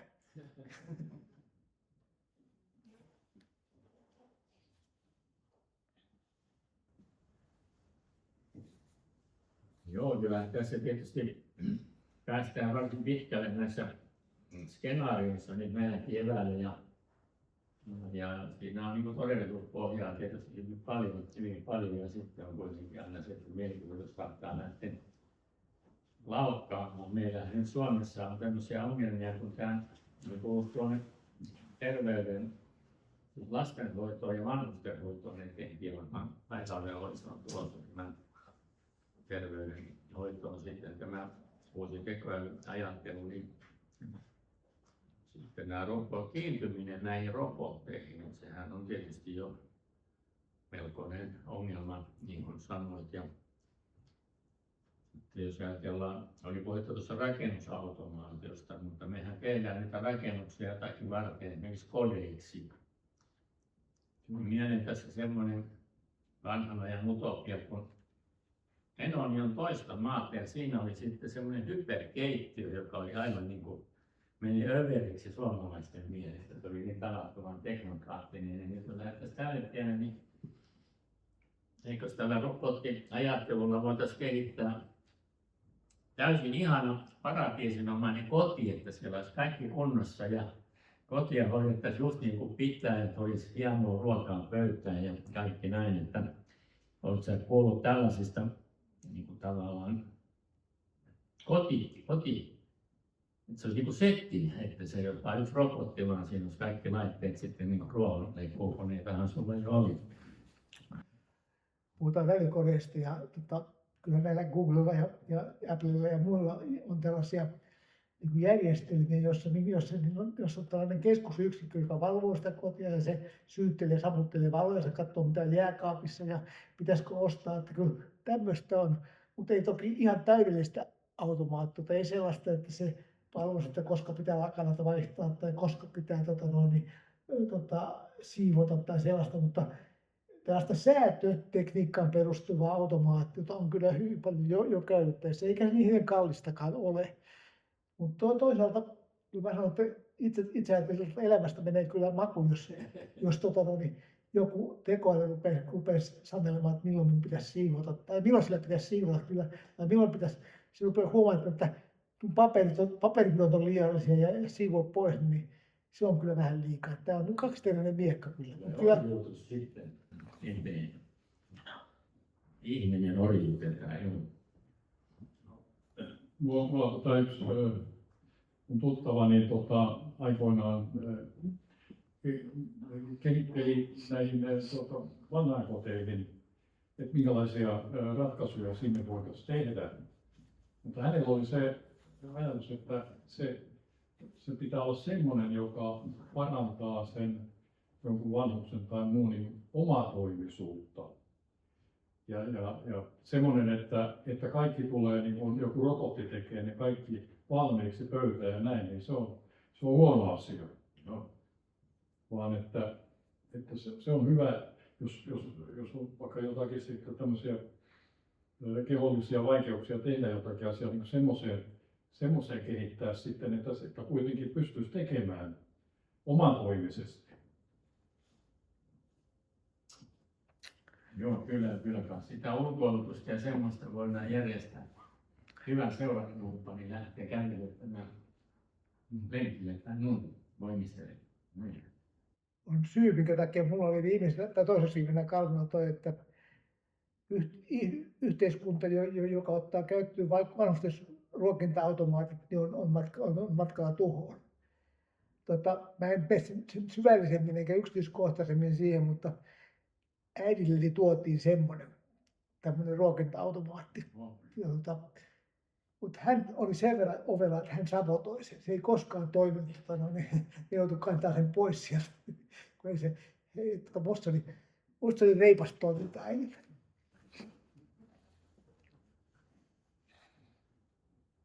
Se on sekin on tärkeää, että saa itse siivota. Niin on. Joo.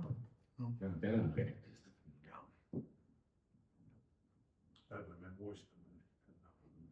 Tätä kannattaa muistaa.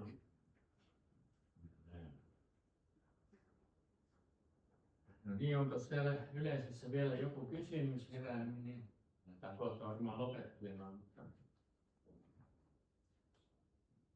Niin no Esa, sä varmaan sanot sitten viimeisen sanan. Joo, mielenkiintoista nähdä, miten tämä meidän robottinauhoitus pelaa tässä näin. Mutta kyllä mä oon siinä mielessä, että yksi asia, että onko robotit uteliaita. Mä sanoisin, että ihmisen ominaisuus on kuitenkin olla utelias. Ja kun mä tätä tein, niin mä olen kyllä hyvin innostunut siitä, että minkä suuntaan tämä on menossa. Mutta mä sanoisin viimeksi tällainen rauhoittavun sanan vielä, että ne on koneita, ei meillä ole pelättävää, ei edes työpaikkojen osalta, ne tulee muuttumaan, on aina muuttunut. Historiassa on käynyt aikaisemminkin näin, että niitä pitää käyttää hyväkseen, niin niistä pitää puhua ystävällisesti, ei niitä saa niin kuin kaikille olennoille, mutta että ne on apulaisia, jotka varmasti hyödyttää ja tekee meidän elämää pikemminkin rikkaaksi, kun niitä oikealla tavalla käytetään. Että ei ne ole elämää uhkaavia, ei sen laatua eikä sen määrää eikä muutakaan uhkaavia laitteita nämä robotit. Ja niin mä uskon, että tässä suhteessa niin meillä on paitsi tämä avaruusmatkoilla, niin myöskin täällä maan päällä ihan hyvä yhteinen tulevaisuus.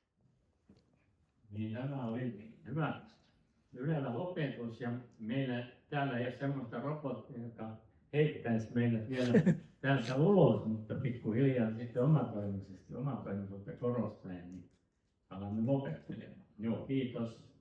Okay.